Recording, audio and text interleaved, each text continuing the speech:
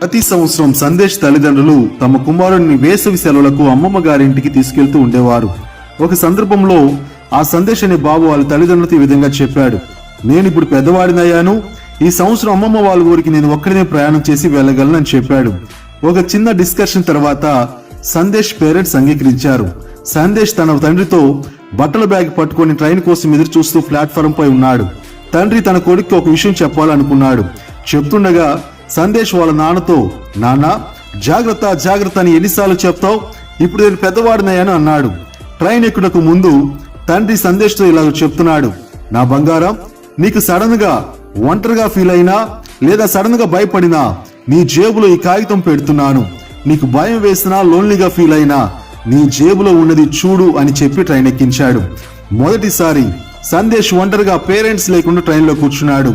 అతను ట్రైన్లో కిటికీల నుండి చూస్తూ ఆనందిస్తున్నాడు. చుట్టూ ఉన్న పెద్దలను చూస్తూ అటు ఇటు తిరిగే వారిని, వారి మాటలను శబ్దాలను వింటూ ఉన్నాడు.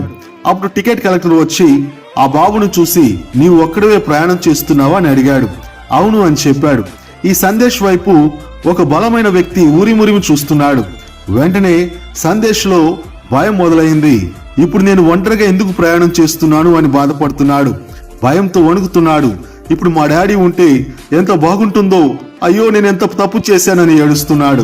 వెంటనే వాళ్ళ డాడీ ట్రైన్ ఎక్కే ముందు భయం బాధ వచ్చినప్పుడు నీ జేబులో ఉన్న కాగితం చూడు అన్నాడు కదా అని వెంటనే జేబులో నుండి కాగితం తీసుకొని కన్నీళ్లతో అది తెరిచి చూస్తున్నాడు. అందులో రాయబడి ఉంది, నా కుమారుడా, భయపడకు బాధపడకు, నేను ఇదే ట్రైన్ లో చివరి కంపార్ట్మెంట్ లో ఉన్నాను అని రాసి ఉంది. నేర్చుకోవాల్సిన సత్యం ఏమిటో తెలుసా? జీవితంలో కూడా మనం ఒంటరి అని, ఇక్కడ నాకెవరు లేరు అని అనేక భయాలు బాధలు మనల్ని ముచ్చెమటలు పట్టిస్తాయి. అయితే దేవుడు మన సృష్టికర్త. గాఢాంధకారపు లోయలో దావీదుకు దేవుడు తోడు, సముద్ర గర్భంలో యోనాకు సృష్టికర్త తోడు, చెరసాలలో పౌలుకు, పరదేశంలో యేసేపుకు, చివరికి అగ్నిగుండంలో పడవేసినప్పటికీ అక్కడ కూడా దేవుని ఆదరణ తోడు ఉంటుంది.